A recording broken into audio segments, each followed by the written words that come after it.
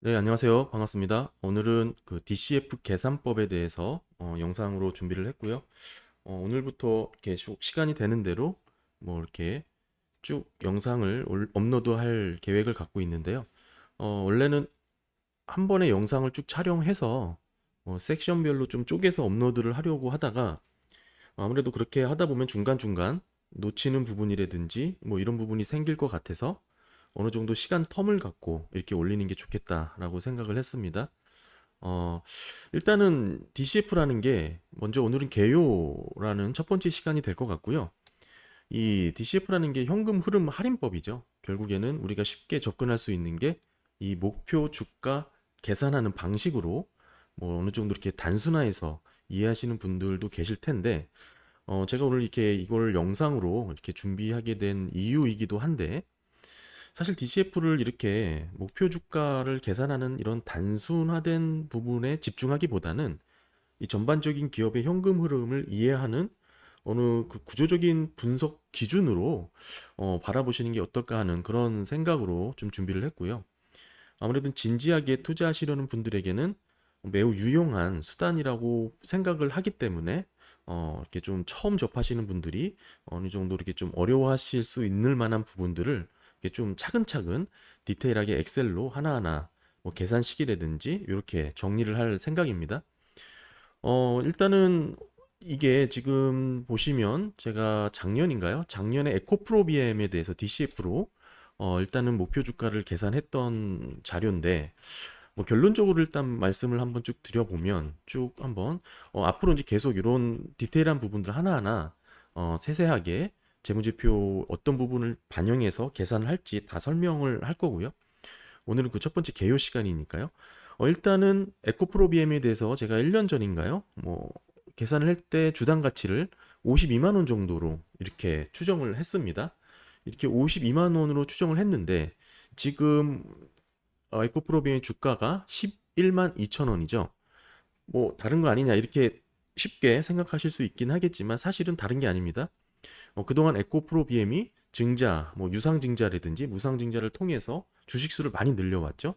제가 계산했을 때의 주식수는 2,200 정도, 지금 현재 기업의 주식수는 9,700, 거의 1억 정도의 주식수가 있습니다. 즉 단순 비교를 해보면 시가총액으로 보시면 좋은데 제가 지금 당시 기업의 시가총액이 약 11조 정도 되죠. 10조 9,600억 원, 11조 정도 되는데 제가 당시 시가총액 11조 정도, 11조 5,270억 원 정도로 이렇게 계산을 했으니까 당시 계산한 이 에코프로비엠의 DCF 추정 가치가 지금의 주가와 어느 정도 유사하게 맞아 들어갔다라고 이렇게 볼 수가 있고요.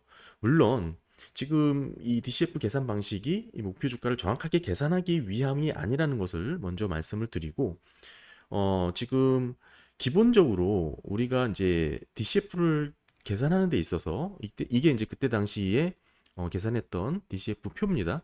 하나하나 나중에는 디테일하게 하나하나씩 업데이트 해가면서 계산하는 방법에 대해서 다 함께 고지를 할 거고요.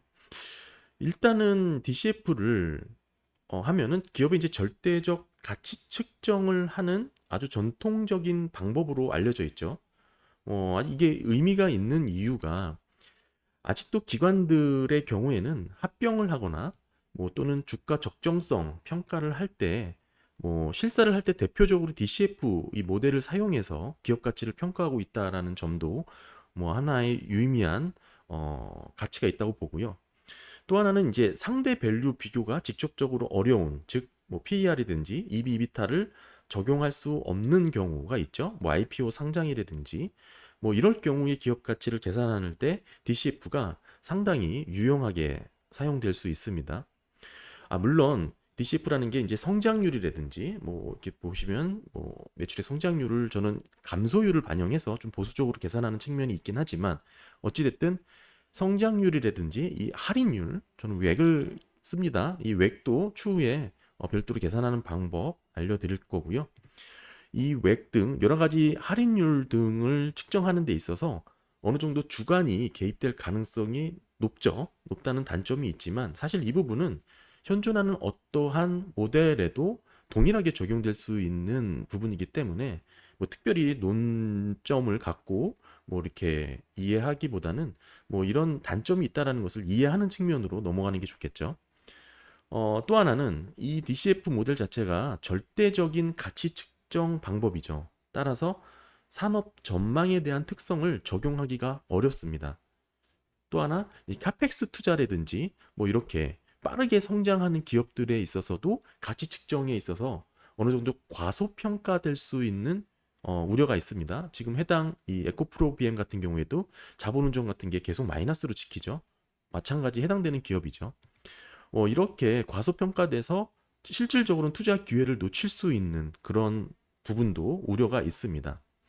그래서 저는 사실 이 기존의 DCF 방식에다가 저만의 이제 조금 변형을 해서 사용하는 부분이 있는데요. 특히 이제 잔존 가치 부분에 있어서 저는 터미널 밸류죠. 연구 성장률을 적용하긴 하지만 EB비타를 적용해서 밸류를 어느 정도 적용해서 평균치를 터미널 밸류로 이용하는 그런 방법을 쓰고 있기도 합니다. 즉, 시장의 변동성에 영향을 받지 않는 게 DCF의 계산 방식이긴 한데, 뭐 중요한 것은 우리가 뭐 논문을 쓰거나 기업 가치에 대해서 뭐 내재 가치를 평가하는 게 중요한 게 아니기 때문에요. 결론적으로는 이렇게 연구 가치를 다양하게 계산함으로써 좀 이해 폭을 넓히는 그런 모델로 저는 쓰고 있다라는 걸 좀 말씀을 드리고요.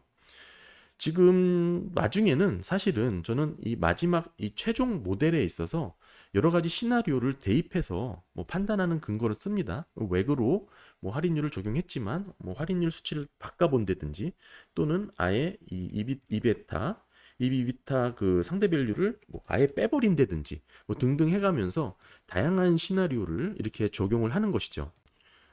이제 뭐 결론적으로는 이렇게 마지막 모델을 만들어 놓고 여러 가지 시나리오를 대입하면서 스스로 투자하시는데 판단에 도움이 될 수 있는 자료가 될 수 있는 겁니다.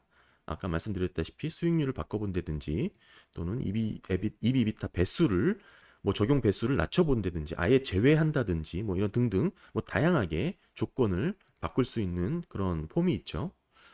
결국에는 이 내재 가치를 계산한다는 식으로 접근하기보다는 기업의 영업 본질의 현금 흐름의 현재 가치, 즉 주가에 대한 수준을 어느 정도 다양하게 비교해 보는 그런 도구로 지금 활용을 하고 있습니다. 결국에 그럼에도 무엇보다 이렇게 DCF 계산 과정을 이렇게 영상으로 만들면서 이렇게 한번 적용해 보시라고 추천드리는 이유는 사실 이 DCF 계산 과정을 차분하게 들여다보고 직접 적용해 보시면 기업이 이제 순 영업 활동에 대한 전반의 이해를 갖게 됩니다. 고정 자산의 감가상각과 실제 현금 지출 또는 수입에 대한 운전자본 지출에 대한 개념을 이렇게 이해하게 되고요. 이게 더 나아가서는 결국 실제 기업의 영업 활동과 무관한 뭐 지분법 수익이라든지 금융자산이 될 수 있겠죠. 뭐 이런 투자 비중이 높은 기업들에 대한 인식도 달라질 수가 있습니다. 그러니까 영업 활동과 직접적 관련이 없는 손익이 아니라는 점에서 결국에는 이런 뭐 기업에 대한 평가도 달라질 수가 있게 되는 것이죠. 물론 FCF 뭐 잉여 현금 흐름이 많이 남아서 뭐 현금이 차고 넘쳐서 어쩔 수 없이 투자할 수밖에 없는 상황이라면 모르겠지만 사실 그런 기업은 그렇게 흔치가 않죠. 또 하나 기업의 이제 이 할인율 외을 계산하다 보면 자금 조달 방법에 대한 틀 또는 기본 이해를 하실 수가 있게 됩니다. 이 외, 더불어서 부채와 자본, 조달 방법과 이자율 또는 시장 수익률, 시장 참여자들의 요구 수익률 등 뭐 다양한 자금 조달 방법에 대한 개념을 잡을 수가 있고요. 그로 인해서 증자 또는 주식 발행, 유상증자에 대한 의미를 보다 쉽게 접근할 수 있게 되죠. 그런 의미에서 DCF를 소개하는 거니까요. 직접 한번 적용해 보면서 기업 분석의 틀을 또는 한번 개념을 잡는 시간을 갖는 게 좋지 않을까 생각합니다. 특히 이제 뭐 주식 투자를 하시려는 분들, 지속적으로 계속적으로 하시려는 분들이거나 뭐 진지하게 하시려는 분들, 뭐 DCF를 이렇게 맹신하라는 말씀이 아니죠. 저도 매번 투자를 하는 데 있어서 DCF를 계산하면서 투자하고 있지는 않고요. 이 목표 주가를 계산한다라는 기계적이고 뭐 어찌 보면 단순한 계산식이 아니라는 점을 꼭 말씀드리고 싶었고요. 뭐 사실 인터넷 여기저기 다운받아서 쉽게 사용할 수 있는 자료가 많긴 하지만 이 DCF 계산 방식을 직접 나만의 틀로 만들어 보라고 이렇게 말씀드리고 싶은 이유가 그래야지 이 DCF 포맷에 대해서 제대로 이해를 할 수 있고 계속적으로 사용할 수 있게 되기 때문입니다. 더 나아가서는 이제 현금 흐름과 자본 운전, 캐펙스 투자, 또 매출 성장 여력 등 기업의 이제 본연의 영업 가치에 대해 좀 더 풍부한 이해를 하실 수 있게 될 겁니다. 뭐 오늘 이렇게 좀 DCF 첫 번째 시간이라서 일단은 개요와 뭐 앞으로의 뭐 진행 계획, 방법 또는 뭐 어떻게 이거를 활용하셨으면 좋을지에 대해서 뭐 간단하게 좀 말씀을 드렸고요. 일단은 다음 뭐 시간이 계속 날 때마다 이 세부적인 이 엑셀 표를 갖고 디테일한 이 계산 방법까지 하나하나 하나 공유를 해드리면서 직접 여러분들도 활용해 보실 수 있게끔 그렇게 준비를 하겠습니다. 앞으로 좀 함께 이거 지켜봐 주시고 관심 있는 분들이 이렇게 따라 하시면 좋을 것 같습니다. 예, 감사합니다.